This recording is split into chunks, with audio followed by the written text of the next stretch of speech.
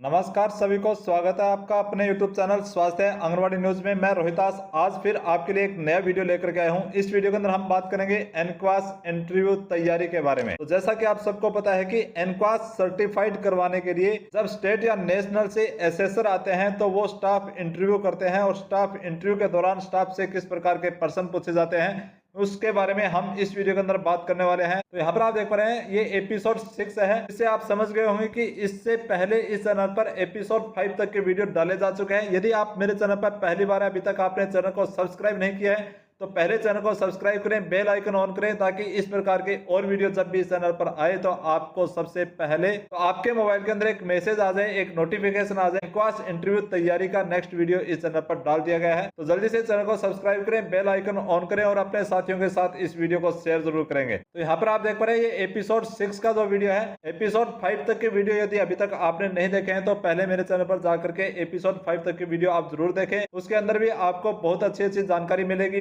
NQAS interview तैयारी के लिए बहुत ही महत्वपूर्ण प्रश्न आपको वहां पर मिलने वाले हैं। तो यहाँ पर आप देख पा रहे हैं आज हम जो बात करेंगे एपिसोड 6 के अंदर नवजात और शिशु स्वास्थ्य संपूर्ण टीकाकरण के बारे में। तो यहाँ पर आज इस वीडियो के अंदर आपके लिए जो पहला प्रश्न है वो प्रश्न संख्या 25 है। यदि आपको प्रश्न संख्या 24 तक की जानकारी लेनी है तो मेरे चैनल पर उसके वीडियो मिल जाएंगे, वो वीडियो आप देख लें और इस वीडियो के डिस्क्रिप्शन में भी आपको उसके लिंक दे दूंगा, वहां से भी आप देख सकते हैं। तो अभी आप देखेंगे प्रश्न नंबर 25 आपसे जो पूछा जा सकता है वो है संपूर्ण टीकाकरण अनुसूची। इसके आगे आप यहाँ पर देखें, यहाँ पर लिखा हुआ है A1.2।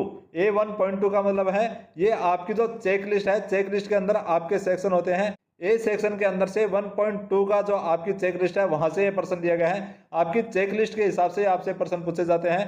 तो यहाँ पर आप देखेंगे संपूर्ण टीकाकरण अनुसूची के बारे में आपसे प्रश्न पूछा जाए कि संपूर्ण टीकाकरण अनुसूची क्या है, तो आपका जवाब होगा जन्म से 16 वर्ष तक के सभी टीके, जन्म से लेकर के और 16 वर्ष तक के सभी टीके लग जाए वो संपूर्ण टीकाकरण होगा। और रोगों से बचाव के लिए समय समय पर टीकाकरण आवश्यक है, ये आपका जवाब होगा। अब आपसे पूछा जाए कि ये संपूर्ण टीकाकरण कौन कौन से टीके कब कब लगते हैं आपको बताने हैं। तो यहाँ पर आप देखेंगे जन्म पर एट बर्थ यानी जन्म पर कौन से टीके लगेंगे, तो जन्म पर ये 3 टीके लगाए जाते हैं। ये राष्ट्रीय टीकाकरण सारणी के अनुसार आप यहाँ पर देख पा रहे हैं ये 3 टीके कौन कौन से होंगे। तो BCG का पहला टीका होगा जो क्षय रोग TB से सुरक्षा करता है।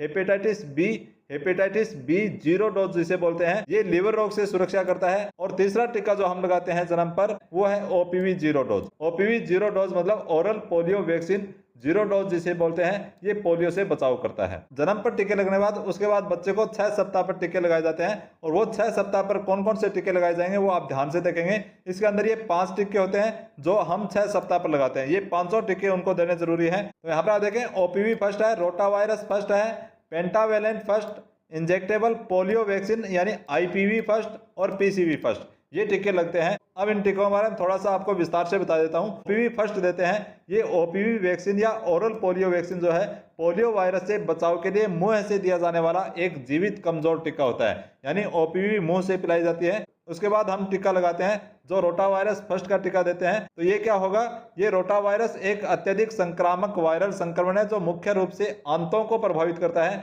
और गंभीर दस्त का कारण बनता है। खासकर छोटे बच्चों में अगर समय पर इसका इलाज नहीं किया जाए तो यह निर्जलीकरण का कारण बन सकता है। कि ये दस्त रोग से बचाव के लिए रोटावायरस का टीका लगाया जाता है। तो यहाँ पर मैंने आपको संक्षेप में समझाने की कोशिश की है। यदि आपकी किसी भी प्रकार की कोई क्वेरी हो, किसी भी प्रकार का आपको कोई प्रश्न हो तो आप कमेंट बॉक्स में लिख करके आप पूछ सकते हैं, आपको विस्तार से बता दिया जाएगा। अब आगे आपको बताना है कि अगला टीका हम जो देते हैं वो पेंटावेलेंट फर्स्ट का देते हैं जो 5 बीमारियों से बचाव करता है। और ये 5 बीमारियां कौन कौन से यहाँ पर आप देखेंगे, डिप्थीरिया, टेटनस, काली खांसी, हेपेटाइटिस B, हीमोफिलिसिस, इन्फ्लुएंजा B, ये 5 बीमारियां हैं जो पेंटावेलेंट फर्स्ट एक टीके से समाप्त की जा सकती है। अब आगे आता है नंबर 4, यहाँ पर देखेंगे इंजेक्टेबल पोलियो वैक्सीन यानी IPV का टीका। IPV फर्स्ट का टीका लगता है, यह पोलियो का टीका है जो शिशु को पोलियो के संक्रमण से बचाता है। इसके बाद हम देते हैं PCV का टीका। PCV का टीका किससे बचाव करता है, ये टीका निमोनिया से बचाव के लिए लगाते हैं। तो आप बताएंगे जन्म पर हम 3 टीके लगाते हैं जो मैंने आपको बता दिया है। इसके बाद 6 सप्ताह पर ये 5 टीके लगाते हैं, ये सभी आपको अच्छे से याद कर लेने चाहिए। जब आपसे एसेसर के द्वारा पूछा जाए कि 6 सप्ताह पर कौन कौन से टीके बच्चे को लगाएंगे तो आपको ये 500 टीके उनको बताने हैं। इसके बाद जो नेक्स्ट टीकाकरण जब बच्चे का होता है वो होता है 10 सप्ताह पर। उस समय बच्चे को कौन कौन सी वैक्सीन दी जाती है, तो उस समय बच्चों को दी जाएगी OPV सेकेंड, रोटावायरस सेकेंड और पेंटावेलेंट सेकेंड, ये 3 वैक्सीन देते हैं। तो आपको मैंने बताया अभी तक जन्म पर 3 टीके लगते हैं, 6 सप्ताह पर 5 टीके लगेंगे और फिर 10 सप्ताह पर वापस 3 टीके लगेंगे। यहाँ पर लिखा हुआ है कि आईपीवी और पीसीवी इस समय नहीं दिए जाते। 10 सप्ताह पर आईपीवी और पीसीवी का टीका नहीं लगाया जाएगा, ये हम 6 सप्ताह पर लगाते हैं, परंतु 10 सप्ताह पर ये टीके नहीं लगेंगे, ये आपको ध्यान में रखना है।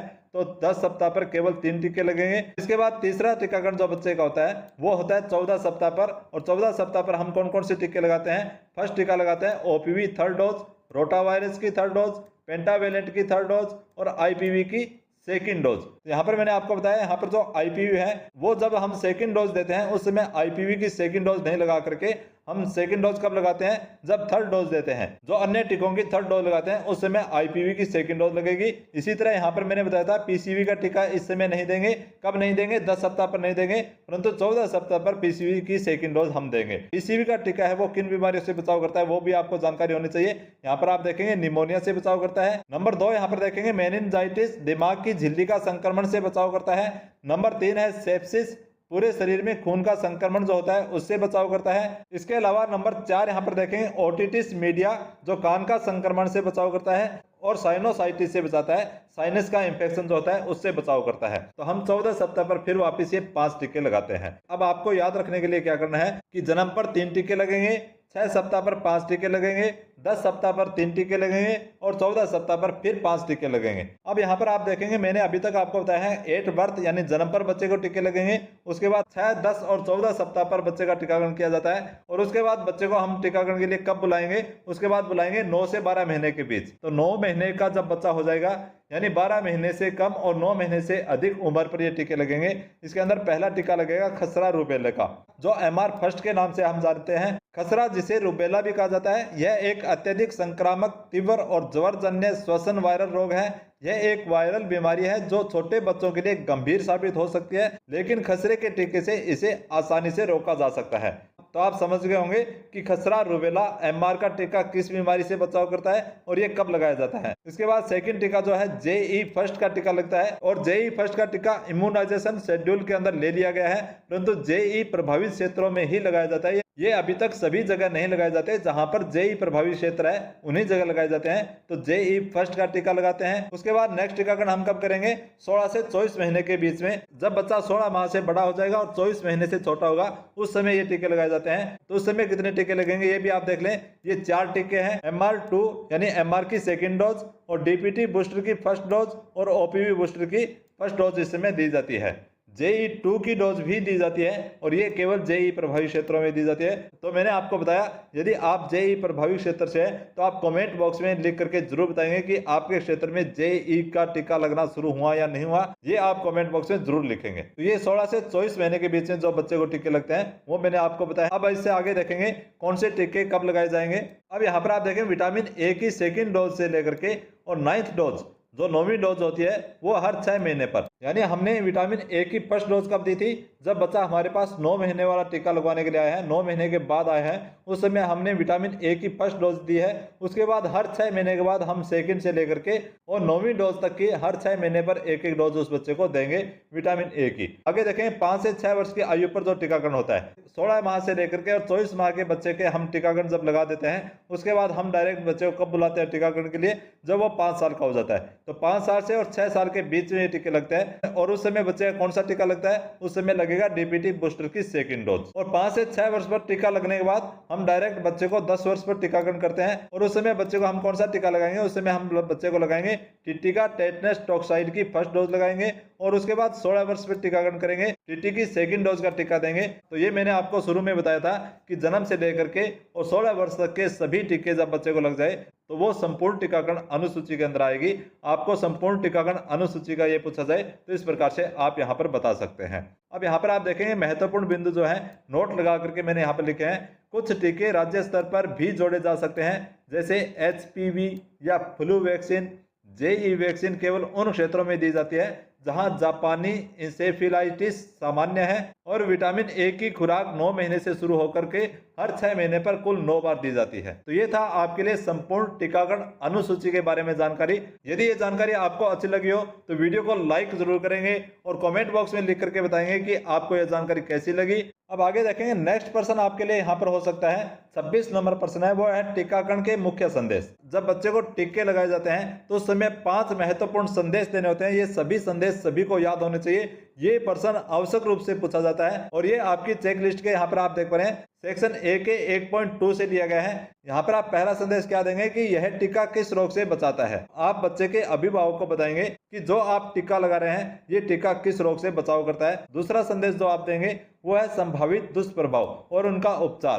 तो आप उनको बताएंगे कि इस टीके के लगने के बाद बच्चे को बुखार आ सकता है, जहां पर टीका लगा है वहां पर सूजन आ सकती है, वहां पर फोड़ा फुंसी हो सकता है, घाव हो सकता है, तो उसका उपचार आप किस प्रकार से करेंगे ये आप उनको बताएंगे। और ये सामान्य दुष्प्रभाव है, ये कुछ समय के बाद ये दुष्प्रभाव अपने आप खत्म हो जाएंगे। ये जानकारी आप उनके अभिभावक को जरूर देंगे। तीसरा संदेश जो आपको देना है वो है अगली खुराक की तिथि, यानी अगला टीका कब लगेगा ये जानकारी आपको देनी है। और चौथा संदेश जो है वो है टीकाकरण कार्ड साथ लेकर के आना है।